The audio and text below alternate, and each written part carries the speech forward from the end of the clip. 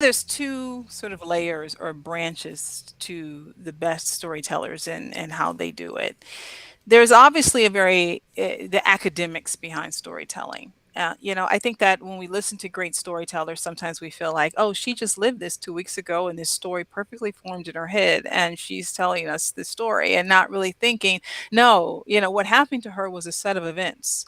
She had to go do what was necessary to make it a story. So I think when people say I don't have stories, is because they may have this perception that the story should already be formed in their heads, and that's not accurate. I mean, over time, once you do this a lot and know the formulas and know that it works. You do start to begin to think in story in some ways.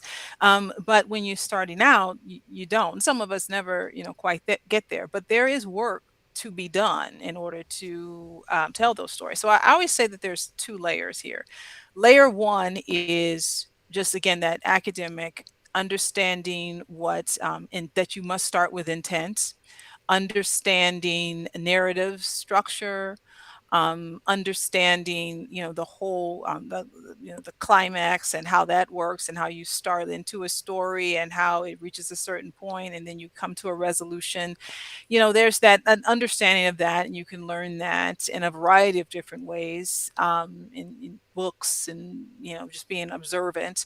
But then there's another part of storytelling, and that other part is the willingness to be vulnerable, the willingness to show your authentic self, the willingness to be wrong, to be open, and to understanding the that it requires a certain amount of generosity to share these stories with people. And that when you open your mouth, you are creating almost a variant of this story, and that it no longer really belongs to you. So I tell people that if it's a story that that you feel that your psychological safety could be compromised, then maybe that's not the story to tell, because then we get really defensive about those stories and we want to protect them, and we want to be right about about our own experiences. We have every right to want to be right about that.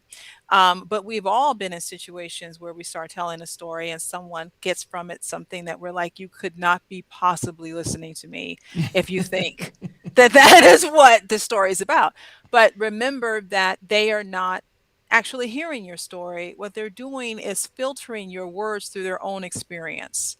And so you expecting that they are picturing exactly what you're picturing and they're going to come to the same conclusion that you came to, that's not accurate. So you're going to have to really let the story go.